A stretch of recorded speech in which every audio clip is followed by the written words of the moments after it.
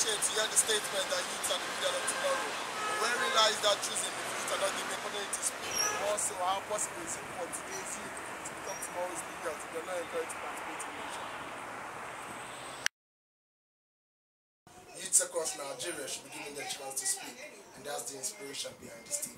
Welcome to Voice of Change, a social inspirational TV show that creates a platform for youth to air their views, discuss, and analyze national issues. I'm your host today, and my name is Ikenga.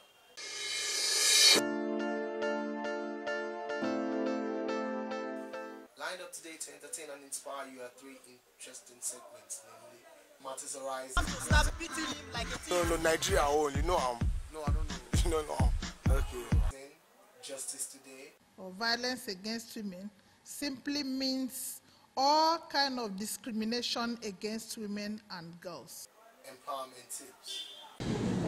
Even when you don't have money, you have the virtue of love. We'll take a short break, and when we return, we'll link you to the Matters Arising segment, where interesting information awaits you. See you soon.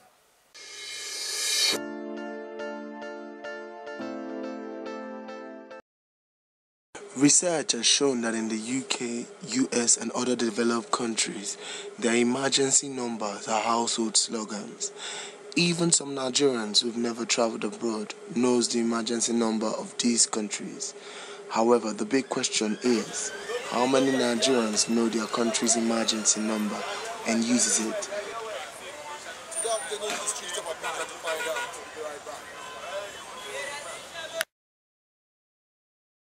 I'll run for my life first.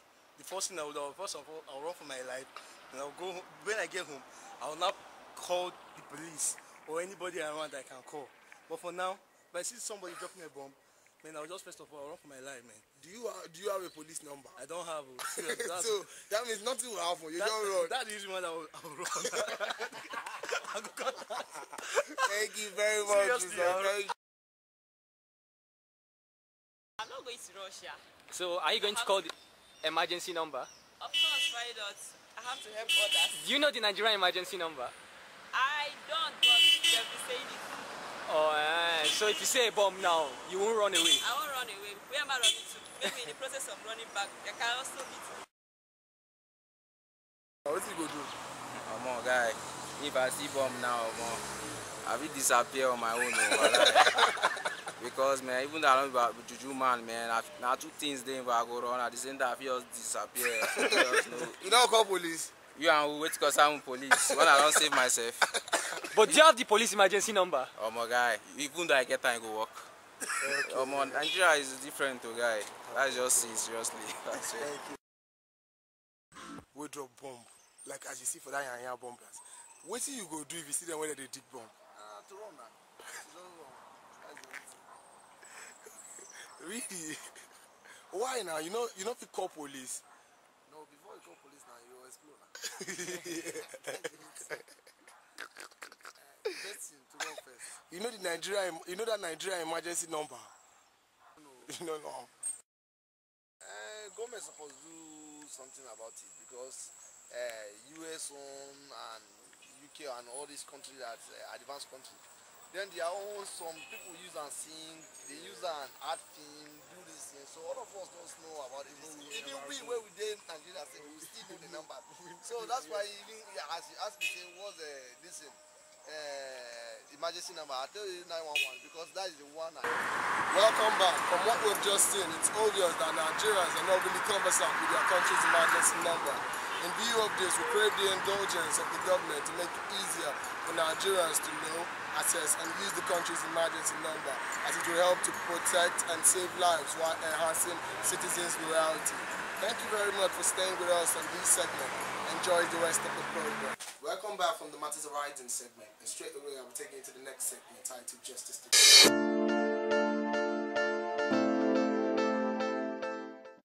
Welcome to Justice Today. And today on Justice Today, we'll be talking about the issue of violence against women. Take a look.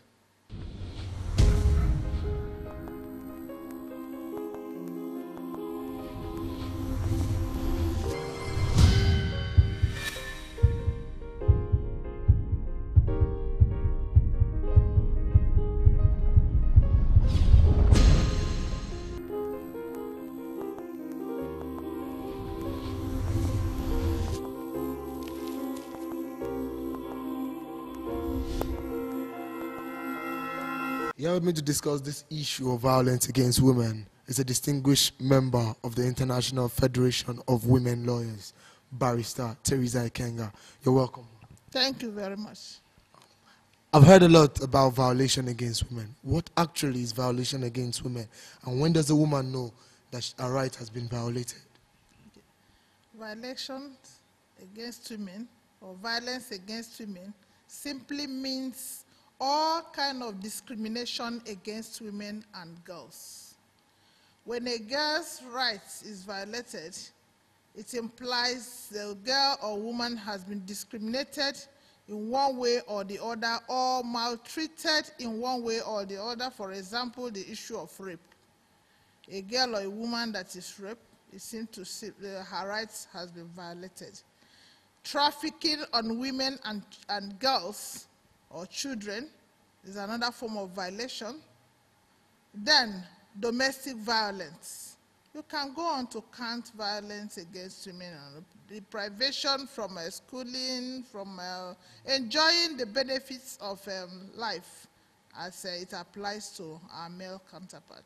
The fight on violence against women is becoming so wide, so widely spread that even our men are lending their voices to it. So I would say on that aspect of it, yes, the fight is becoming a success.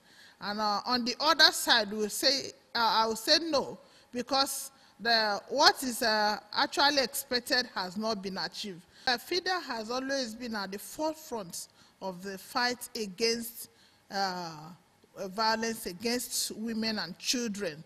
We have not taken a lying low at all, and we're not still taking it lying low.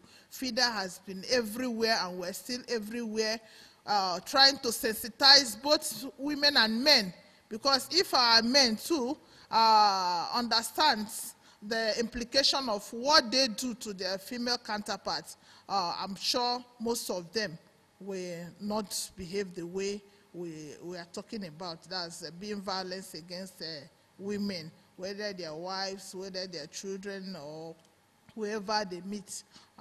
That's it. So FIDA has always been on the advocacy side of it, trying to educate the public, not only women, on the rights of women, protection of women and their girls, and children too, not only girl children, everything about children. And they can email us, they can reach us on Facebook.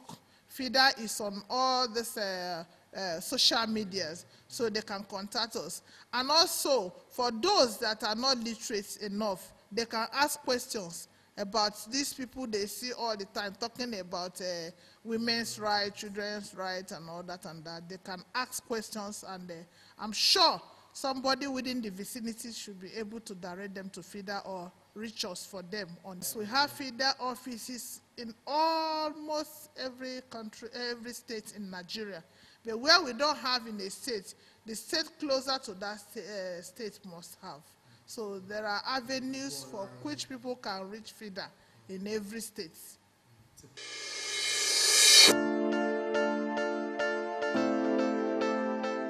Up next is Empowerment Tips. Enjoy. Today on Empowerment Tips, we'll be bringing to you an interesting interview with one of Nigeria's great humanitarians who has impacted positively in the lives of many Nigerians with her charitable project, the Yellow Jerry Can Project. Take a look. My name is Adora Onyechere, and aside from talking on TV, which is what I do for a living, Kakaki the African Voice, and working for Dark Communication, I have something that I call the baby of my heart, and that is reaching out to people who are vulnerable. And the vulnerability in this part of things is displacement. Yellow Jerry Can Save a Child Foundation has seen its test of time. When we started, we wanted to start reaching out to people, creating welfare backgrounds, benefits, reaching out to people who were probably sent packing from their original geopolitical zones due to insurgency and ethnic war. And we realized that the number of people that we actually are looking forward to reaching out to was amazingly much in number. Thinking of 40 people in a year, we got a call of over 120 people. And that was very, very large a number for a small organization at that time to begin to look after. And the focus the focus and the objective of the organization is creating evacuation centers for displaced people. It's worrying that across Africa, even in the Horn of Africa, Nigeria, we don't have a place where people can adequately stay till their environments are reviewed by the state government or the federal government. Now, it's not to say that we don't have refugee settings or where we keep people who have either, been displaced by war or by natural disasters. But what we're saying is that centers that not adequately houses these people for an interim of time, but also offers them skills, skill acquisition, a level of, medical assistance, a level of basic education and jobs, in the interim. And that will be for perhaps a period of 6 months, ideally till their places in their geopolitical areas and states are rebuilt. Now, what this does is that for that period of time, every person is allowed to stay in the house or in the home for 6 months until their placements are expired.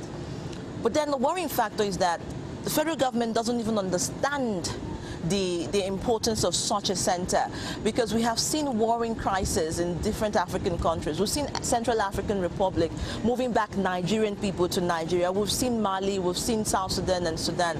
And, it's quite incredible that over 10 million people live in South Sudan and Sudan alone who are Nigerians. Now imagine the crises that are going on and they have to come back here. Where will they stay? This is also resultant to insecurity.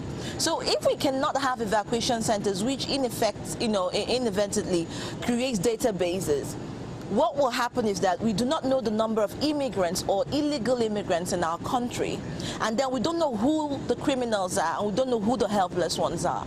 So the organization, the foundation, is geared towards creating awareness, advocating for evacuation centers and AIDS kiosks. At the moment, what we want to focus our energy on is building an AIDS kiosk.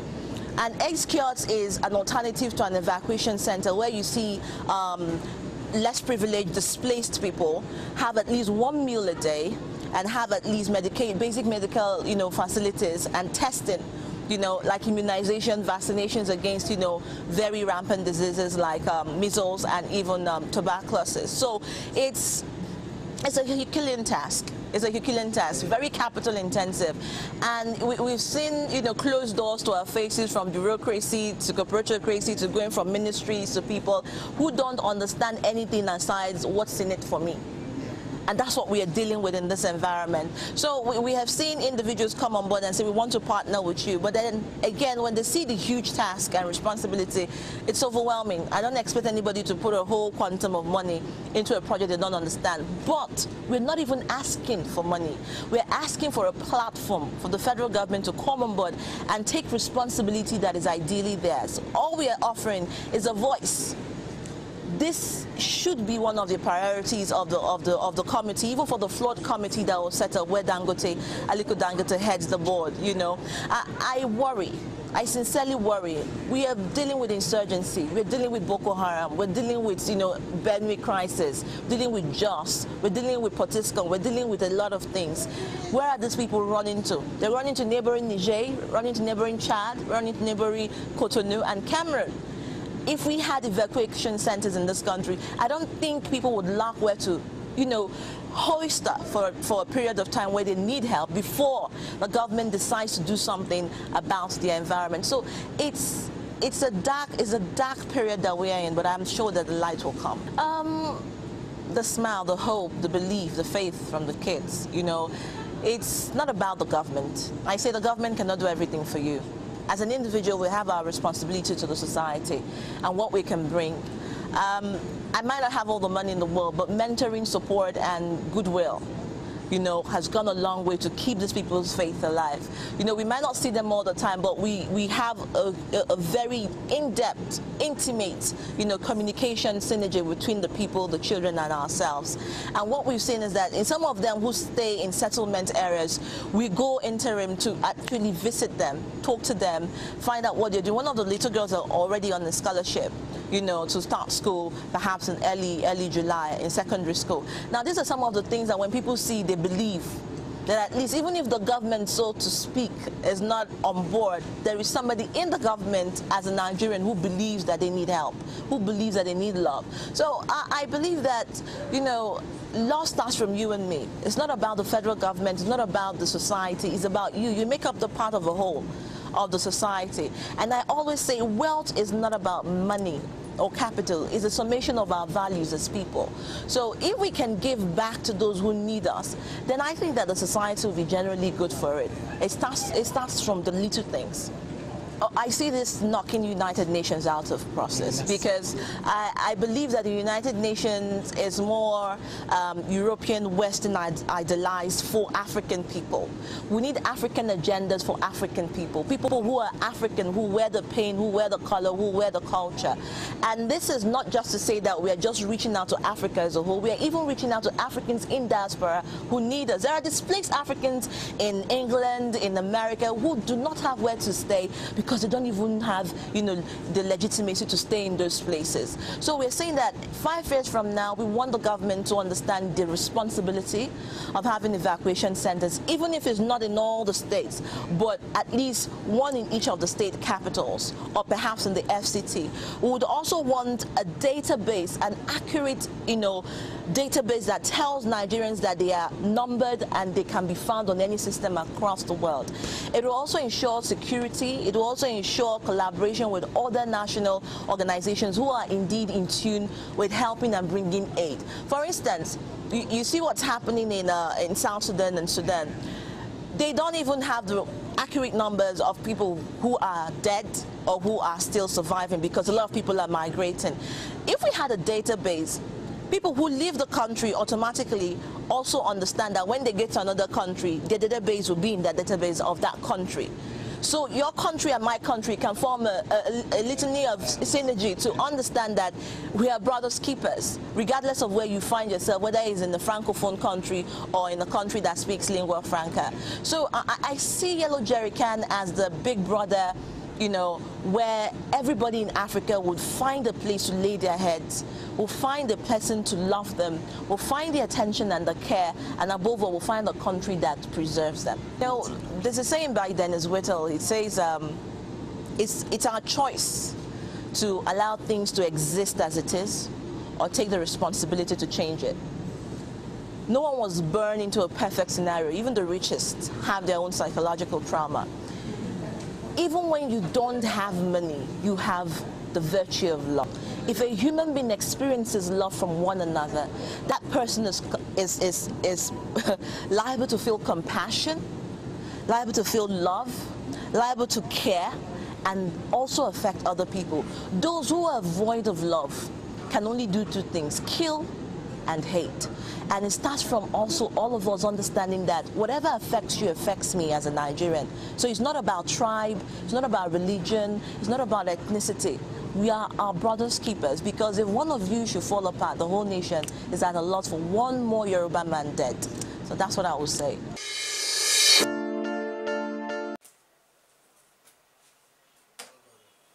Growing up was fun, but trying to inspire a generation is more fun.